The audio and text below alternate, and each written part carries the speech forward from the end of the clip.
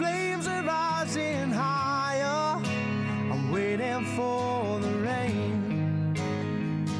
You know. And then obviously the Noel thing came about. Noel was interested to do a song with her. I certainly was never in a million years going to refuse that opportunity, and we just got the ball rolling with it. But I mean, an absolute top bloke for doing what he's done. Like he's given me, and I was fortunate enough to say this to him. He's given me the opportunity now to change my life, which I'll forever be grateful to him for. Yeah, but how did he even hear of you in the first place, or something? So a lad who manages me called Lee, he worked for British Airlines. God, about 14, 15, maybe 16 years ago now. And he was based in Heathrow in London. And Oasis came through the terminal one day, and Noel Gallagher's guitar went missing on one of the flights. So fortunately, my manager found the guitar, sent it to Noel first class, and he stayed in touch with Noel ever since then.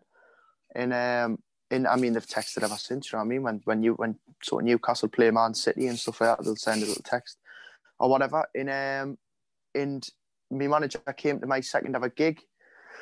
He was a pal of mine. I didn't necessarily see him as a manager or anything. He was just a friend that I used to coach football with. And he took a video of Waiting for the Rain. I think it was the first time that I'd played it at a proper gig.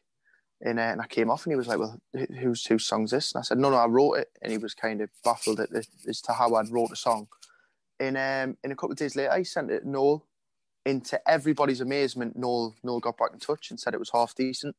And asked if I had anything else, which gave me a little bit of a kick up the backside to go and get some demos done. So I got them done. We sent them to Noel.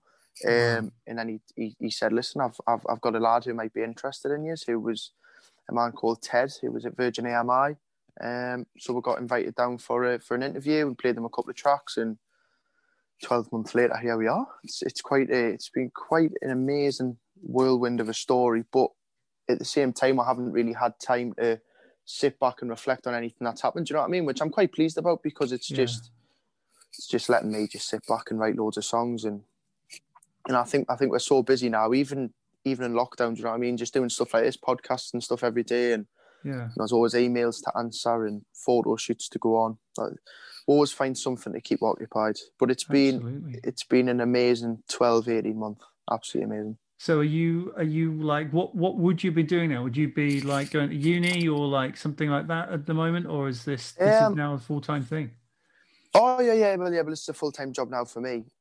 When we signed the first deal with the label, I was fortunate enough to quit work and stuff. But so at that time I was actually planning to be a PE teacher, wow. which is a ludicrous idea of me standing teaching kids. So